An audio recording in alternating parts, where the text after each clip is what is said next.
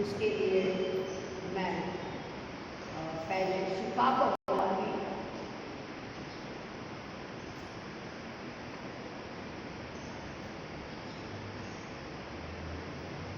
जो हमें नए नियम में से 13वां अध्याय भक्ति का 13वां अध्याय उसकी 1 से 9 आयतें पढ़ेंगे, जो हम पढ़ेंगे और सुनेंगे। दरवाजा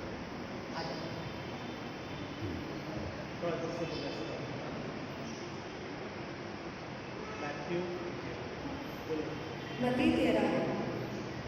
यीशु उसी दिन घर से निकले और झील के किनारे बैठ गए।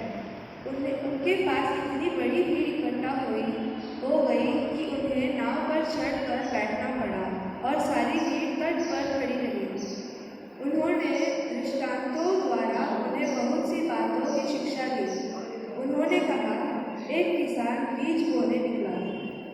बोते समय कुछ बीज मार्ग के किनारे गिरे और पक्षियों ने आकर उन्हें चुग लिया। कुछ बीज पथरीली भूमि पर गिरे, जहाँ उन्हें अधिक मिट्टी नहीं मिली। वे जल्दी ही उग गए, क्योंकि उनकी मिट्टी गहरी नहीं थी। सूरज चढ़ने पर वह झुलस गए और जड़ न पकड़ने के कारण सूख गए। कुछ बीज कांटों में गिर गए और कांटों ने बढ़कर उन्हें दबा दिया। कुछ बीज अच्छी भूमि पर गिरे और फल लाए, कुछ 100 गुना, कुछ 60 गुना और कुछ 30 गुना। जिसके कान हो वह सुने। प्रभु के वचन पढ़ने और सुनने में उसका आशीर्वाद बढ़े। आमीन। अब हम विनती करेंगे दीपिका सिस्टर को आगे आकर वे हमें जूने करार में से नीति वचनों का पुस्तक उसका 6वां अध्याय और 20 से 23 आयत तक पढ़ेंगे हम और सुनेंगे भी।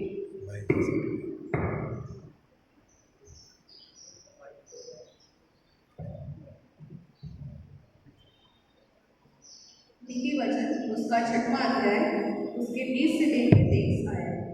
यहाँ इस प्रकार लिखा है, वे विचार के विरुद्ध चेतावनी।